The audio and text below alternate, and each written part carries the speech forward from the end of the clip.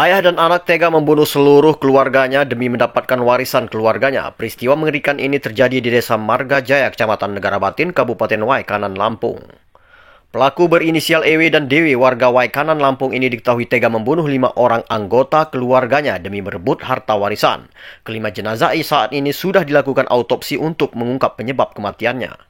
Menurut Kabid Humas Polda Lampung, Kombes Pol Jahwani, berdasarkan hasil dari autopsi dokter Rumah Sakit Bayangkara Polda Lampung, ditemukan penyebab kematian kelima korban. Kombes Pol Jahwani Pandra Arsat mengatakan kelima korban meninggal akibat kekerasan benda tumpul. Luka benda tumpul di bagian kepala hingga menyebabkan kematian, kata Kombes Pol Jahwani Pandra Arsat Sabtu 8 Oktober dilansir dari Tribun Lampung.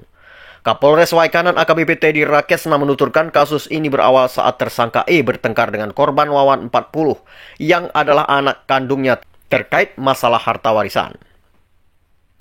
Pertengkaran itu terjadi pada medio Oktober 2021 di rumah Zainuddin yang berusia 60 tahun yang merupakan orang tua mereka dan terjadi sekitar pukul 1 waktu Indonesia Barat.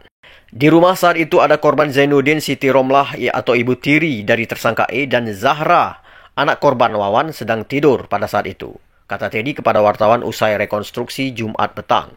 Motif pembunuhan sekeluarga di Waikanan. 2 tersangka pembunuhan sekeluarga di Waikanan dihadirkan dalam ekspos kasus di Polres Waikanan pada Kamis 6 Oktober 2022. Motif pembunuhan sekeluarga ini diduga karena warisan. Pertengkaran itu lalu menjadi perkelahian. Tersangka E memukul kepala Wawan dengan kapak di bagian tumpulnya sebanyak 2 kali. Ketika itu Zainuddin dan Siti Romlah terbangun lalu menuju sumber keributan di ruang tengah. Korban Zainuddin juga dipukul dengan kapak sebanyak 2 kali, kata Teddy. Melihat suaminya terkapar, Siti Romlah berusaha menyelamatkan diri dengan berlari ke dapur. Tersangka E mengejar lalu menghabisinya dengan cara yang sama. Sejurus kemudian tersangka E mematikan lampu lalu menuju kamar korban Zahra. Di kamar ini bocah tersebut dibunuh dengan cara dicekik.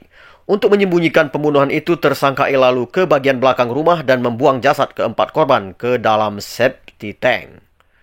Kapak yang digunakan juga dibuang untuk menghilangkan jejak. Septic tank itu baru dicor dengan semen keesokan hari agar bau tidak tercium. Diketahui bahwa E sempat merencanakan pembunuhan terhadap korban Juanda bersama Dewi yang usianya 17 tahun yang merupakan anak daripada E. Teddy mengatakan perencanaan itu dilakukan di rumah saksi HE, seorang rekan tersangka E. Mereka berdua sudah merencanakan pembunuhan ini sekitar April 2022 pada pukul 2 waktu Indonesia Barat, kata Kapolres. Pada saat itu Juanda baru pulang dari perantauan dan tidur seorang diri di rumah korban Zainuddin. Teddy menyebutkan Juanda tidak mengetahui bahwa Zainuddin dan 3 korban lain sudah dibunuh. Saat korban Juanda sedang tidur, tersangka E memukul leher korban dengan besi panjang sebanyak 2 kali, kata Kapolres. Usai dipukul, Juanda masih dalam keadaan bernyawa. Tersangka mulanya Juanda juga hendak dimasukkan ke dalam septic tank, tetapi coran semen tidak bisa dibongkar. Keesokan hari baru jasad Juanda dibawa ke kebun singkong dan dikubur. Untuk menyamarkan penguburan itu, tersangka E menanam pohon singkong di atas lokasi korban dikubur. Ayah dan anak yang tega membunuh keluarga ternyata menggunakan uang warisan untuk berfoya-foya. Pelaku berinisial EW dan DW, warga Waikanan, Lampung, diketahui tega membunuh 5 orang anggota keluarganya demi merebut harta warisan. Setelah melakukan pembunuhan, kedua pelaku menjual motor dan tanah senilai sekitar 300 juta. Tanah milik Juanda atau tanah milik korban dijual. Jadi tanah yang dijual itu ada 3 hektar, kata Kepala Kampung Marga Jaya, Negara Batin, Waikanan, Muhammad Yani. Padahal, kata Muhammad Yani, EW sudah mendapatkan bagian dari warisan tersebut. Dijelaskannya oleh EW, hasil penjualan tanah digunakan untuk berfoya-foya. Yani menjelaskan para korban pembunuhan terpandang baik oleh masyarakat setempat, seperti korban Zainuddin yang semasa hidupnya dikenal baik terhadap tetangganya dan keluarga.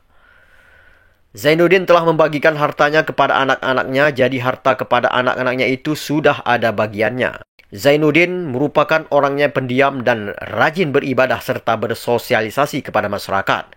Bahkan semasa hidupnya Zainuddin tidak pernah ribut, hanya tersangka EW yang ribut ingin menjual tanah.